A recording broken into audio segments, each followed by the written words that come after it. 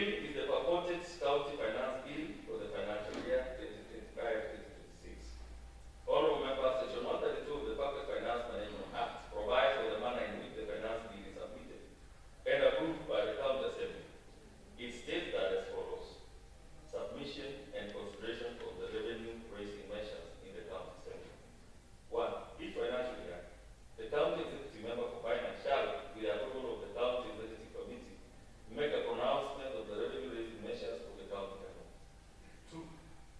The County Executive Committee Member for Finance shall, on the same date that the revenue-raising measures are pronounced, submit to the County Assembly the County Finance Bill, setting out the revenue-raising measures for the County Government, together with a policy statement expounding on those measures. 1.3, that is approval of the Finance Bill. Not later than 90 days after passing the appropriation bill, the County Assembly shall consider and approve the Finance Bill with or without amendments. And the interpretation of the above section of the law demonstrates that the Finance Bill is supposed to be enacted on or before 30th September each financial year. The drafters of the law envisage that the Finance Bill would typically be introduced alongside the budget statement, since the primary purpose is to raise government revenue to fund expenditure. The bill is therefore overturned. Furthermore, the bill violates the provisions of Standing Order 228, which mandates the House to approve the Finance Bill within 90 days after the Appropriation Act has been passed. The same states as follows: passage, Finance Bill 228, not later than 90 days after passing the Appropriation Bill, the County Assembly shall consider and approve the Finance Bill with or without amendments. Honorable members, this bill that is before us also violates the procedure provided for under Standing Order 224 as read with Standing Order 229, which clearly applies the steps to be followed during the consideration of the Finance Bill, particularly the fact that it ought to be brought forward in the form of a legislative proposal and not a bill. The same Standing Order states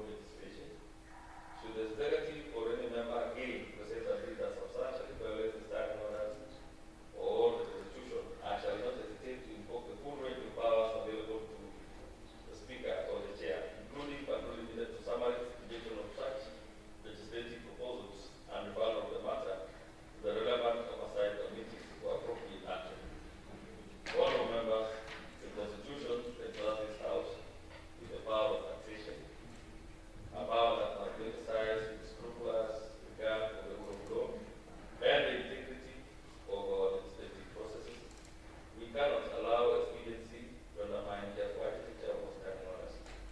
I thank you for your attention and urge all members to remain vigilant in safeguarding the dignity and authority of this Senate. Signed, dated 7th day of April 2026.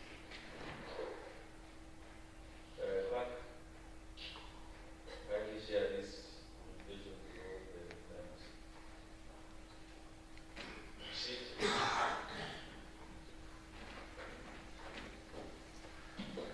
Order number 3, messages. Order number 4, petitions. Order number 5, papers. Honorable Speaker, I beg to read the following paper called the Government of Bomet Tariffs and Pricing Policy 2026. I beg to read. Proceed to read.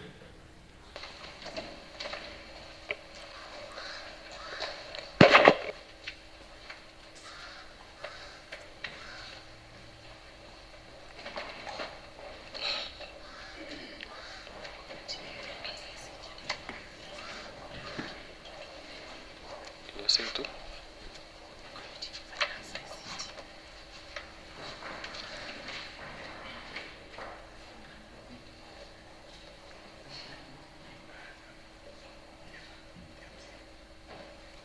And what?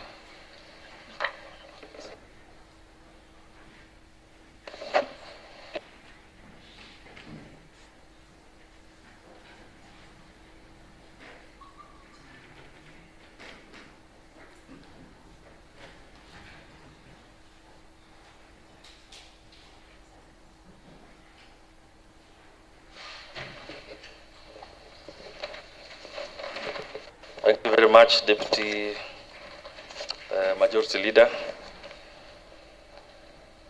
You have tabled a paper here on tariffs and pricing policy 2026, and I hereby commit to the Committee on Finance and Economic Planning.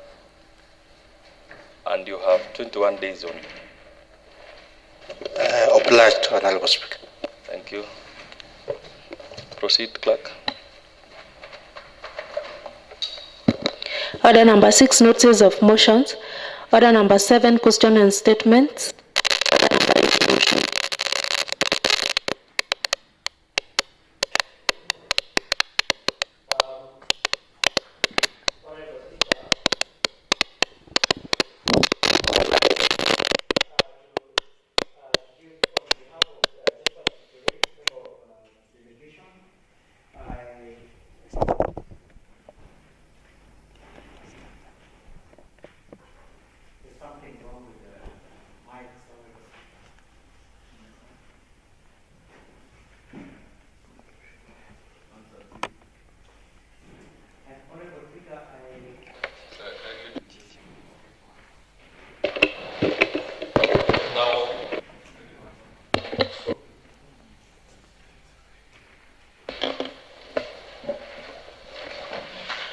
Honorable Speaker, I note also with concern that there's a quorum hitch, Honorable Speaker. Maybe I want to bring it to your attention.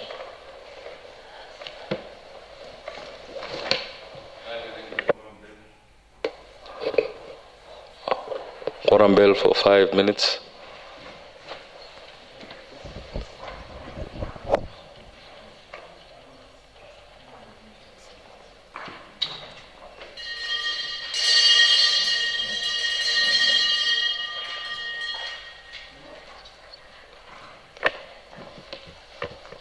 Quorum is attained. Proceed. Thank you, Honorable Speaker. On behalf of Honorable Josephat Kipkirui, I'd like to give the motion that this County Assembly notes the report on the County Assembly delegation visit to the Parliament of Victoria and New South Wales in Australia from December 2nd to 10th December 2025. Honorable Speaker, I want to first give a small background on the visit. And Honorable Speaker, the Commonwealth of Australia is a foreign nation comprising of mainland of Australia, continent, and island Tasmania, and numerous smaller islands. It is located between the Indian Ocean and Indian and Pacific Oceans, with no land borders. Largest country by total area, covering approximately 7.7 million square kilometers. The country has a population of approximately 26.5 million people as of 2025, with the largest city being Sydney, followed by Melbourne, Brisbane, Perth, Adelaide. The national capital is Canberra.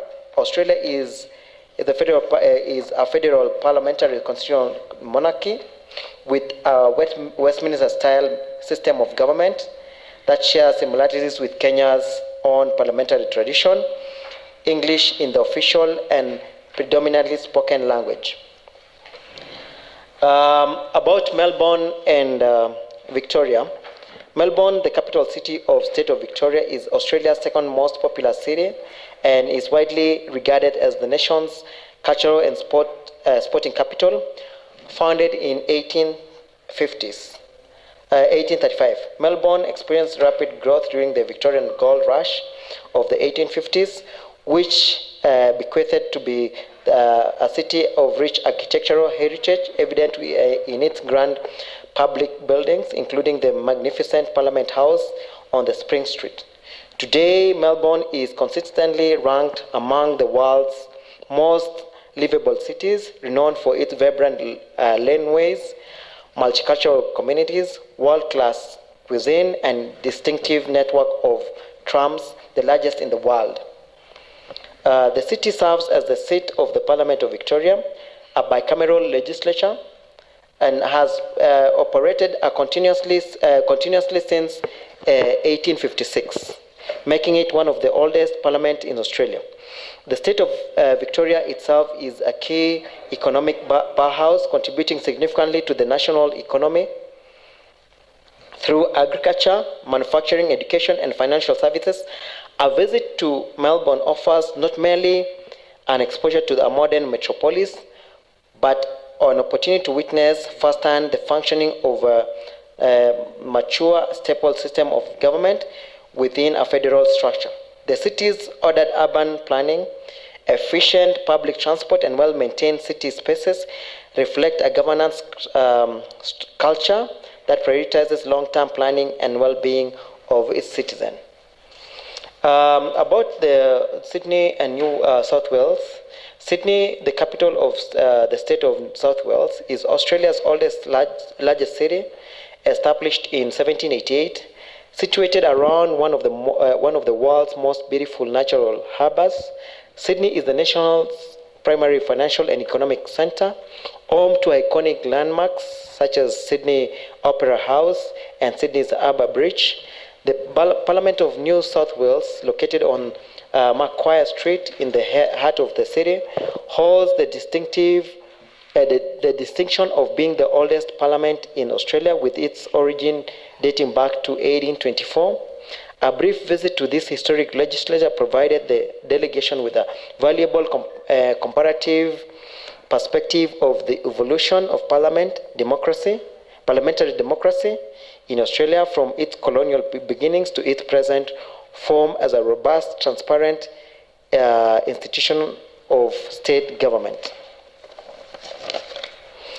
The Parliament of Victoria is one of the oldest parliaments in Australia, having been established in 1856 following the separation of Port Phillip district from New South Wales.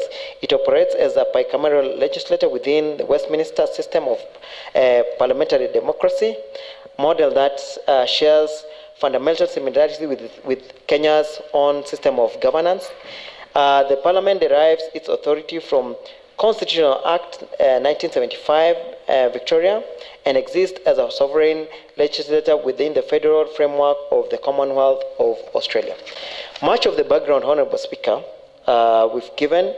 I think it is good maybe for me to just mention to this Assembly on the bicameral structure. the Parliament of Victoria consists of two distinct houses, each with its own role, composition, and function. The Legislative Assembly, that is the lower house, the Legislative Assembly comprises of 88 members, each elected to represent a single member electoral district, form a term up of 4 years. The political party or coalition that commands the confidence of majority of members in the assembly forms the government. The leader of the majority becomes the premier of Victoria. The assembly is the house where government is formed, where the budget is introduced, and where the political contest between government and opposition is most directly expressed. The presiding officer of the assembly is the speaker, who is elected by members and by convention, serve as a tie with the political party to preside impartially over debates and enforce standing orders. On the Legislative Council of the which is the upper house, the Legislative Council serves as the house of review and consists of 40 members elected from 8 multi-member regions across the state, with each region returning 5 members.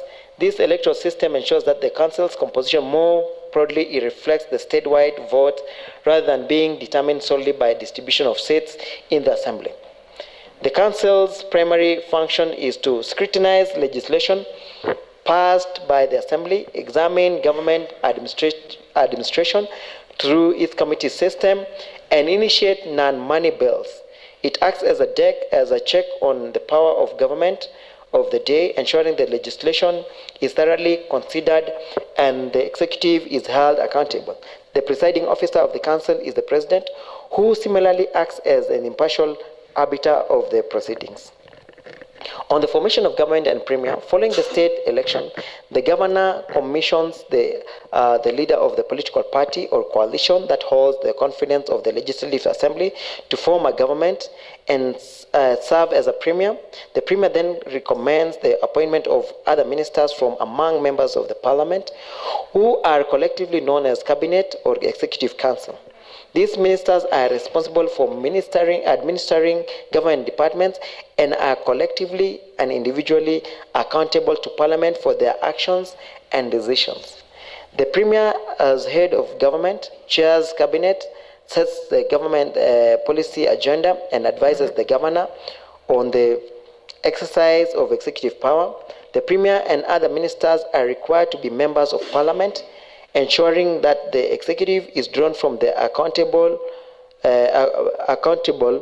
to the are drawn from and are accountable to the legislature as a fundamental tenet of the Westminster system.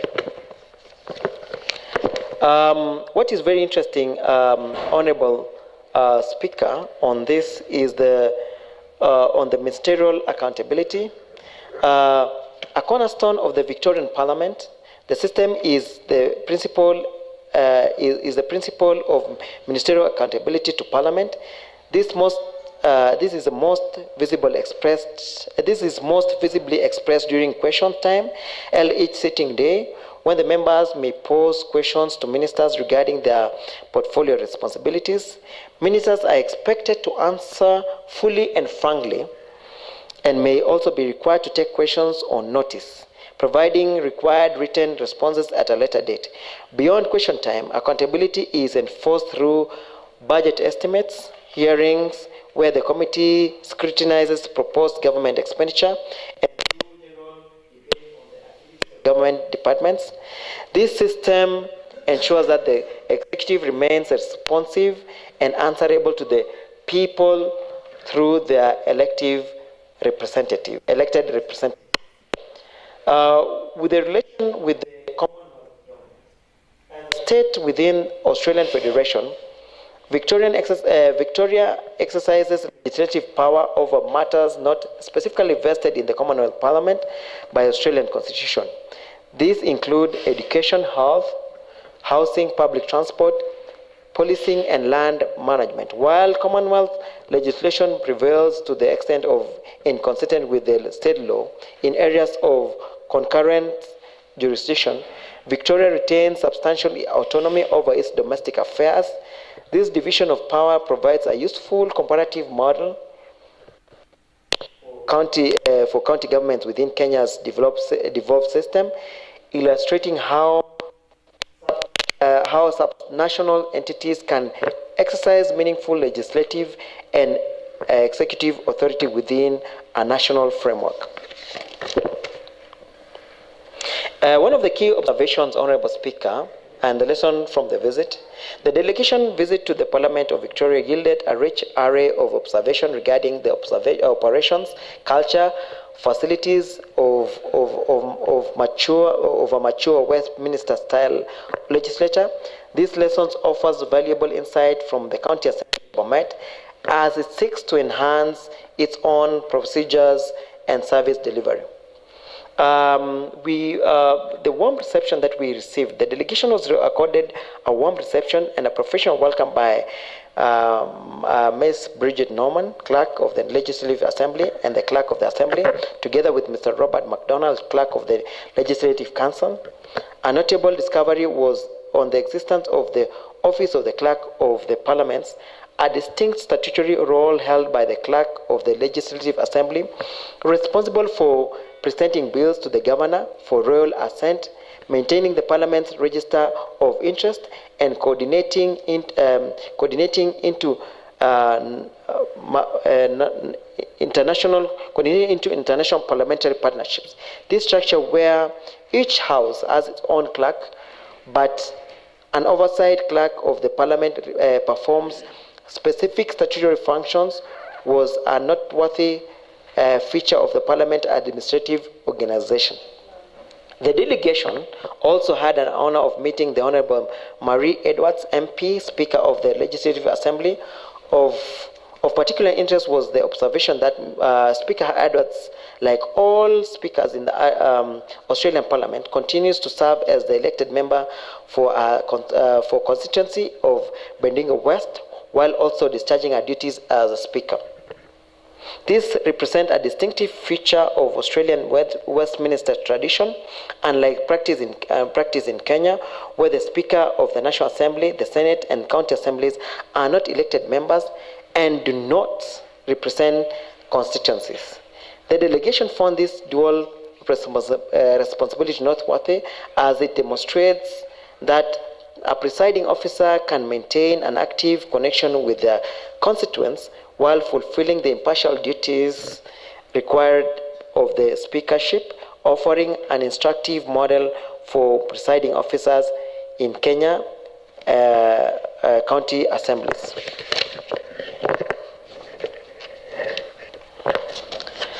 Honorable Speaker, I don't want to belabor much on the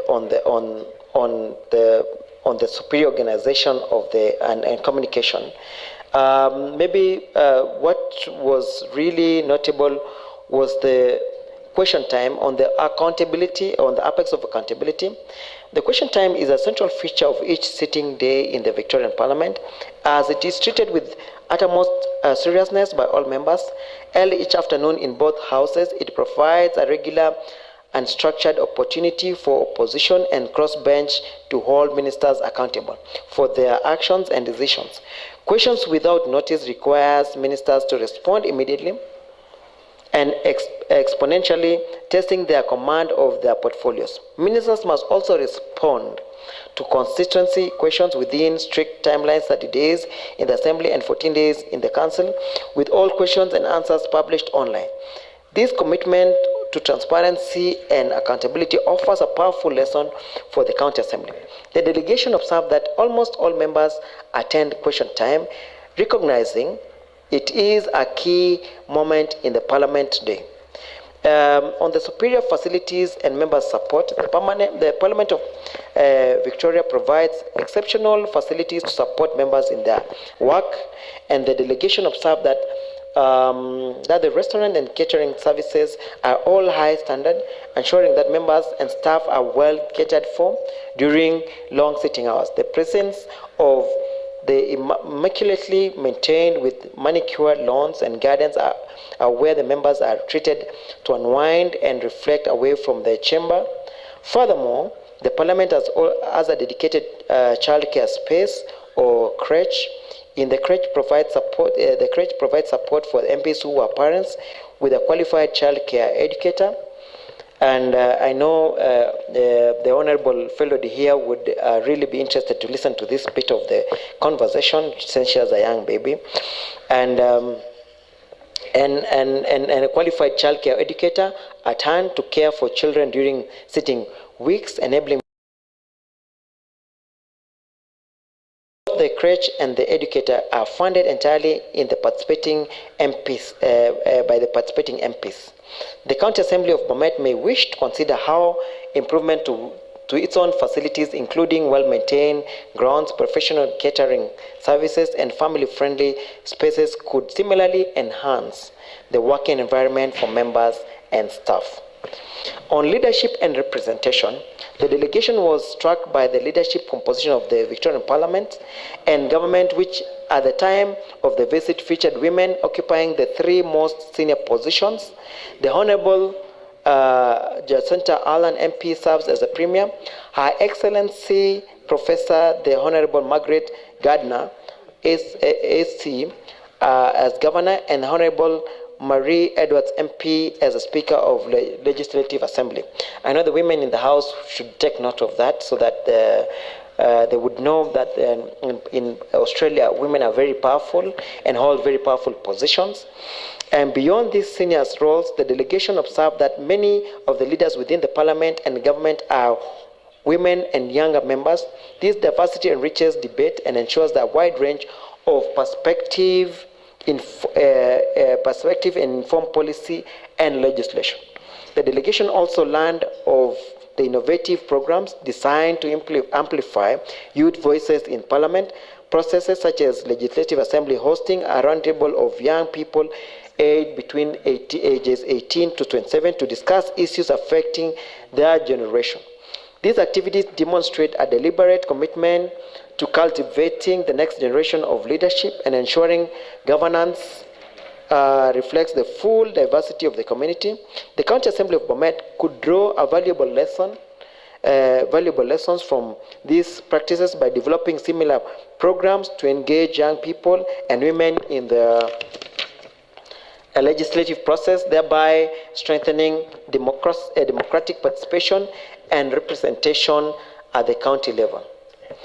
Honorable Speaker, in handling, before I go to in handling disruption and emergencies, which was really a key feature when we visited the Assembly, maybe on the openness to the public, the delegation observed that the Parliament of Victoria is remarkably open to the public. Free guided tours are conducted daily, operating on a first-come, first-served basis, and are suitable for all ages. These are a continuous stream of visitors, school groups, tourists, residents moving through the building, observing the chamber, and learning about the work of Parliament. The education and engagement programs are extensive, including resources for teachers online, incursions, and interactive experiences. This openness demystifies the legislative processes and fosters public trust and engagement. For the County Assembly of Bomet, adopting a more proactive approach to public engagements could strengthen the connection between the Assembly and the people it serves. While school visit remains important, the Assembly should consider developing structured tour programs targeting the wider public, including community groups, professional associations, civil society organizations, and individual citizens, establishing a dedicated public tour initiative and promoting visitation through media and community outreach, which would enhance public understanding of the Assembly's work and foster greater citizen ownership of the legislative process. Honorable Speaker, on handling of disruption and emergencies, and which is really was a very interesting bit of our experience down in the Victoria Parliament. During our sitting session, which the delegation attended for question time, proceedings were interrupted by a woman in the public gallery who glued herself to the gallery rails in protest against a decision of the Premier. This incident was handled calmly and professionally. The Speaker has suspended the House and upon resumption explained that the protester had breached visitors' conduct and requirements and posed a risk to safety, leading to a temporary suspension of a walk-up access to the public gallery. The response demonstrated that while Parliament remains open to the public, a mechanism exists to manage emergencies and unexpected situations, ensuring that work of the House can continue with minimal disruption. This serves as a useful reminder that public access, while essential to the democratic accountability, must be balanced with appropriate security measures to protect all persons within the parliament presence. I think, Honorable Speaker, that is really notable, and those are not to be taken home by the Assembly's leadership, because I can only imagine if we had someone gluing themselves in this chamber, Honorable Speaker. And finally, Honorable Speaker, I want to go to the lessons for Bomet County. The visit to Parliament of Victoria yielded several important lessons for the County Assembly of Bomet. First, the existence of statutory body dedicated to public records management operating independently under legislation ensures that record-keeping standards are maintained across the government agencies. The county government of Bomet could consider strengthening the mandate of its own management units and exploring the possibility of county-level legislation on public records. Secondly, Parliament of Victoria's distinction between open and closed records with clear timelines for release of historical significant materials balances the public rights to know which legitimate privacy concerns. The County Assembly could examine how records of county government decisions are preserved and made accessible for future generations. The third, Honourable Speaker, is the visit of Parliament of Victoria. Active public engagement through exhibitions, podcasts, and educational programs demonstrate that archives need not to be passive repositories, but can serve as vibrant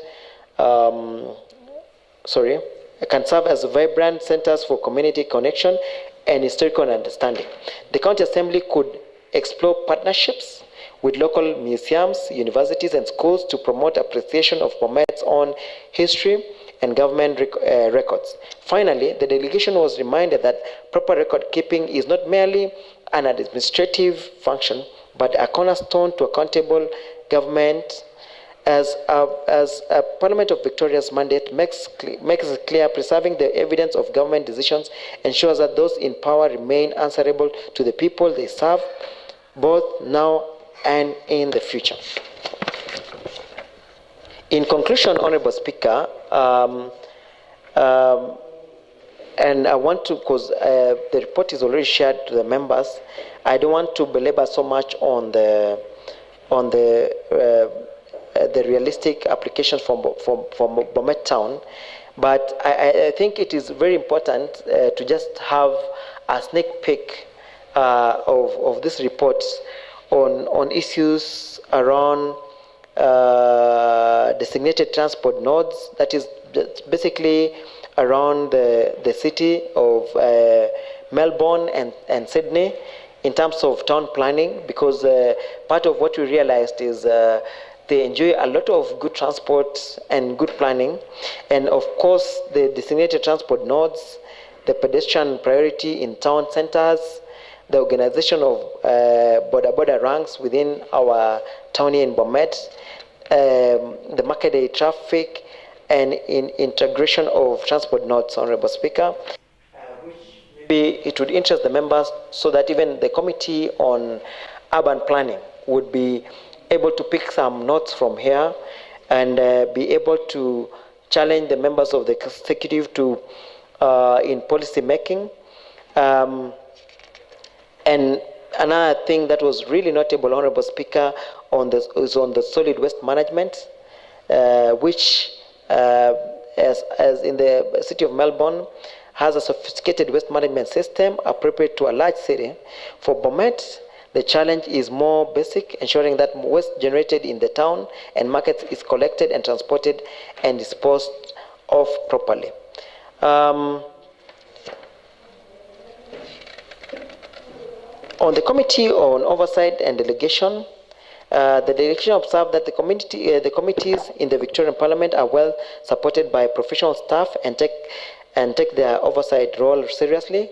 Committees meet regularly, invite ministers and officials to account for their department, and produce detailed reports that are debated and acted upon. Relevance to Bomet County, the County Assembly's sectoral committees already perform this function regularly, inviting executive committee members and chief officers to account for their departments and review budget implementation.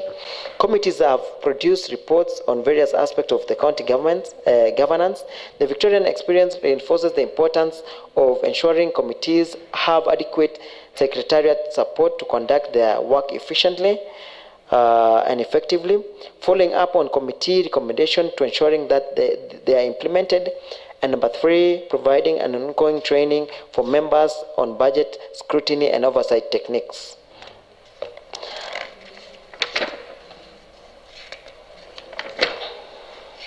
In summary, Honorable Speaker,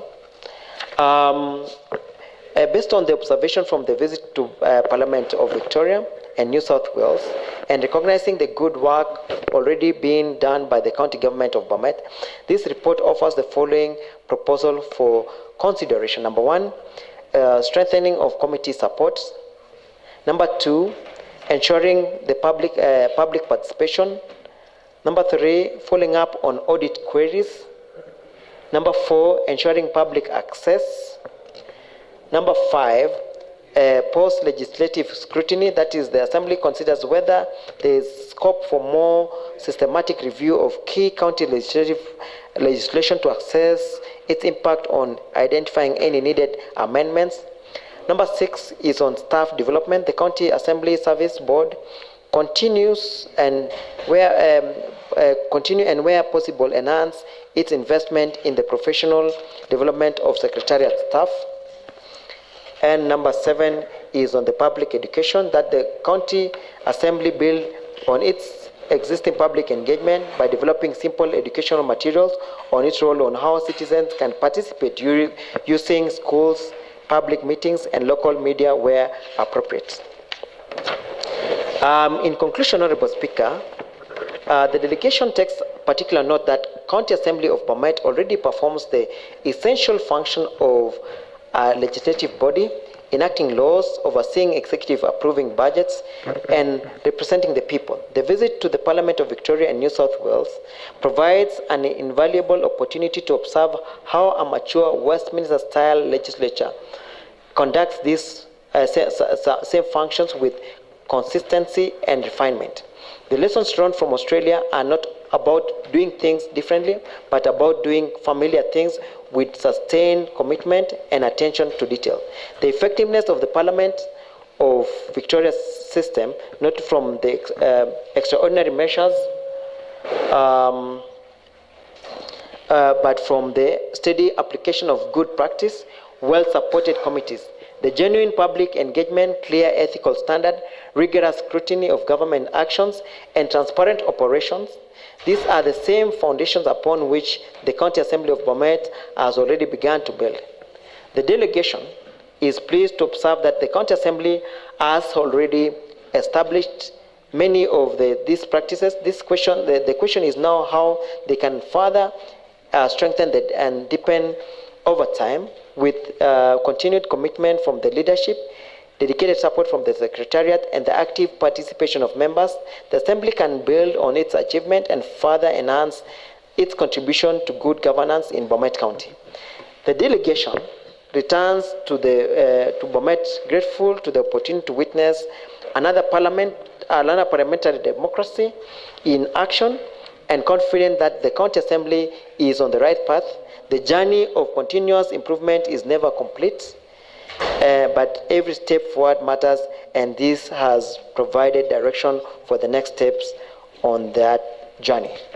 Honorable Speaker, This is a report. This is the end of the report for the noting by the Assembly. Thank you for the opportunity.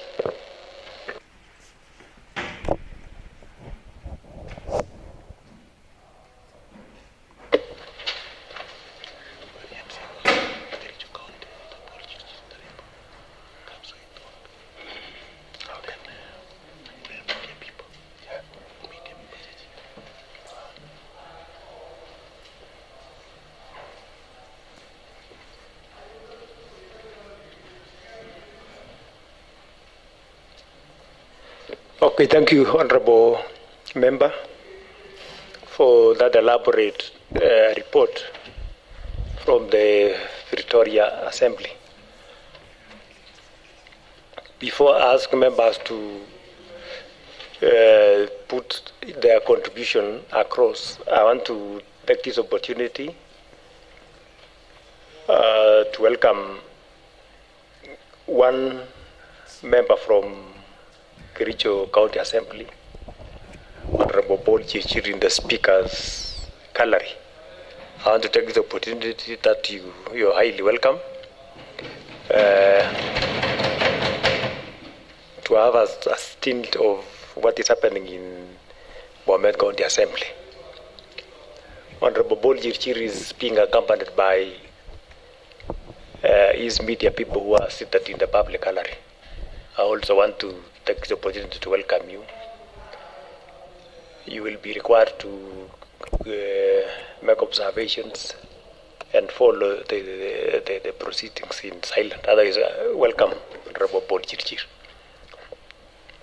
Any member would want to contribute on the report from the Australia visit? Honorable Garo. Thank you, Honorable Speaker. Before I contribute on the said motion moved by Honorable Eric Rui, may I first welcome our colleague from Kericho County Assembly, Honorable Paul Chichir. Welcome to this Bomet County Assembly. Mr. Speaker, sir, I rise to highlight or to contribute on the motion moved by Honorable Eric Rui on the trip to Australia and other developed countries. Honorable Speaker, I rise to highlight the importance of members of County Assembly undertaking benchmarking visits to countries such as Australia and other developed countries. Honorable Speaker, these visits provide valuable exposure to advantage governance systems. By observing other governments operate, MCAs gain practical knowledge on effective legislation, transparency, and service delivery. Secondly, Honorable Speaker, such trips promote the exchange of ideas.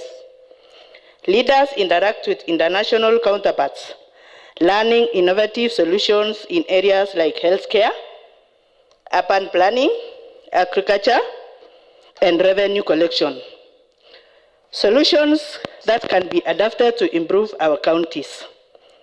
Honorable Speaker, benchmarking enhances building. In this case, MCAs return back equipped with modern skills, improve leadership approaches, and a broader perspective on development. Honorable Speaker, these visits strengthens partnerships and open opportunities for investments and collaboration which can directly benefit our local communities. Finally, Honorable Speaker, these international engagements are not luxurious, but strategic investments in knowledge and development when properly utilized. They translate into better policies and improve services for our people. Honorable Speaker, traveling to these countries helps MCAs a lot. They gain knowledge and come back home with proper knowledgeable. So with these few remarks, I say these trips helps us a lot. Thank you, Honorable Speaker. Thank you, Honorable Ernest. Thank you very much, Mr. Speaker, for the opportunity to also comment on the report by by the team who traveled to Australia. And before that, Mr. Speaker, I want to recognize the presence of our colleague from Kericho County and note that his visit here is very important because at least he will be able to learn how we run the affairs of the county assembly here in Bomet in comparison with how they also do theirs in Kericho County. Mr. Speaker, his presence here in the gallery, Mr. Speaker, also is an indicator that there is a lot that this county assembly has done and we continue doing, because I want to believe he has come here for inter-county relation and also to learn from us. Mr. Speaker, I was compelled to make a comment when Honorable Eric presented that report of the visit to Melbourne in Australia, Mr. Speaker. I realized that we can learn a lot from how the Australians are running their matters governance, and even in relation to the county assembly, the legislative aspect. Mr. Speaker, I have noted that the reason why a number of Kenyans have traveled outside, have traveled and visited, and others have made homes in Australia, Mr. Speaker, is because there is a lot of relation that Kenya and Australia has. And to that effect, Mr. Speaker, I was sharing with Honorable JK here, and he was saying, if not for the role that he is serving as a representative of the people of Singorwet, he would like to travel and stay in that country, Mr. Speaker. So before he goes there, Mr. Speaker, we want to say that that seems to be a good country, because if JK would want to visit again, Honorable Josphat would want to visit again, that means it is a good country. Mr. Speaker, I read in this report an aspect of sensitizing our young people who are educated and those who want to further education in that country, Mr. Speaker. I would really encourage our young people to maybe further their studies in that country, and also I want to believe that in the report again I can notice that they are easily observing Kenyans to work there. So we encourage our young people that there are so many other opportunities outside this country. They can go outside there and still be employed and work in that country of Australia. Mr. Speaker, also what nothing is the social part of the social bit of their stay there in Australia, Mr. Speaker. I find that the stay must have been so nice, Mr. Speaker, as noted by Honorable Eric, Mr. Speaker. He came back looking cheered. And Mr. Speaker, I think he had that weight while he was out there. To me, that he went there and he found peace in that country, Mr. Speaker. Mr. Speaker, finally, as I end, I also want to challenge that there are some members who are yet to travel so that we can exchange these experiences from the other many countries across the world. I challenge that may they also be given an opportunity before we close the financial year, before we even go to campaign period, Mr. Speaker, so that they travel and bring us the goodies that have been brought by the team that traveled to Australia. Thank you very much, Mr. Speaker.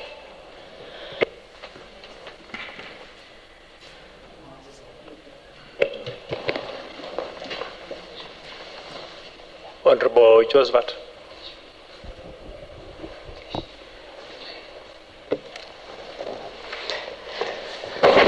Well, thank you, Honorable Speaker. I also want to contribute in the report by Honorable Eric Kirui. I want to state that I was very privileged also to be part of the delegation, and it was good being in Australia, Honorable Speaker. This was a very great learning experience, and we came home knowing more and better, having engaged with the people of that particular country, and especially the parliamentarians, Mr. Speaker. there's a lot that has been highlighted in the report which we need to learn from, especially at this house. Of particular, Mr. Speaker, I want to appreciate the fact that last year we were able to pass a legislation in this house that allows the members of the executive once in a while, Mr. Speaker, to appear before this house to respond to questions by members. Mr. Speaker, as we all heard, in the Australian Parliament or the Victorian Parliament, Mr. Speaker, some of the members do or partake the executive role, whereby, Mr. Speaker, I find it that in future it will be prudent to have members of this House also doing the executive role, Mr. Speaker.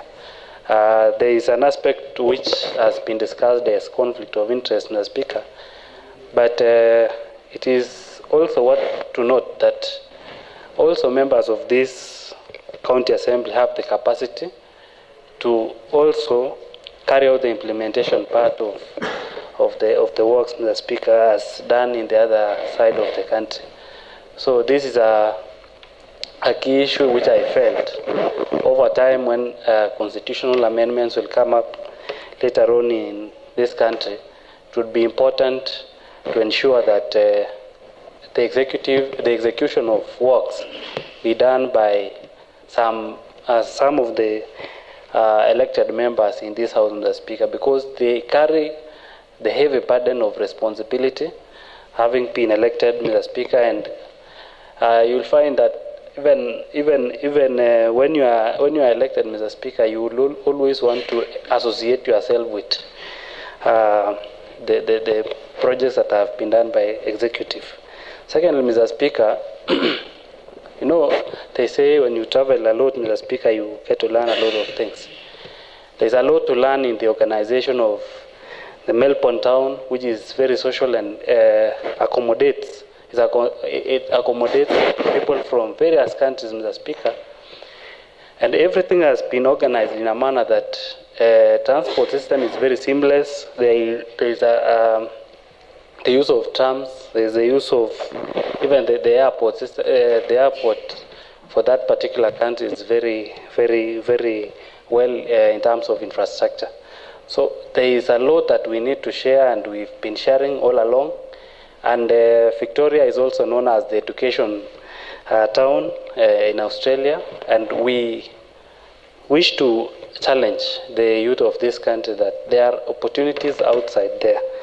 And this is a clarion call also to the executive, and in particular the Department of Youth and Sports, that in future they consider internship opportunities or an exchange program with some of the universities that are in Melbourne, Mr. Speaker. There are various opportunities that can be useful to our youth, who some of them have even given up in the issue of job opportunities. Even as we try to develop our own, to create our own job opportunities, it is also useful to share and inform them that there are opportunities outside there, and sometimes we need to bring some of the agencies that can assist in linking up with linking our youth to those opportunities. Otherwise, I thank you, Mr. Speaker, for this opportunity. For those members who are here to travel to other countries, consider Melbourne, because it is a very good place to be. Thank you. Honorable Felony. Thank you, Mr. Speaker. I also rise to support the adoption of the report, which has been moved by Honorable Eric Kirui. And I want to begin by appreciating the County Assembly for facilitating the visit by the honorable members to Parliament of Victoria in Australia. These visits, Mr. Speaker, helps members to learn a lot from other countries, how they are performing their duties More specifically, Mr. Speaker, I want to highlight one of the recommendations by the committee that county assembly should improve on public education and engaging the public on what this county assembly does. Most of our people don't really differentiate the roles of the county assembly and that of the county executive, so we should maybe improve on public education as it has been recommended by this committee.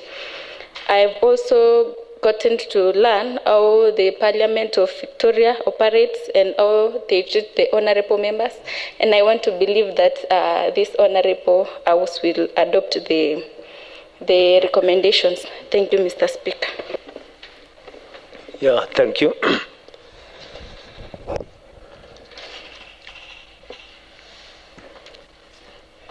Any other member would wish to?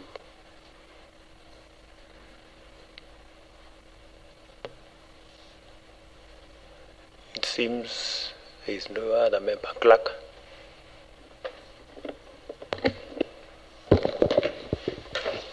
Adjournment.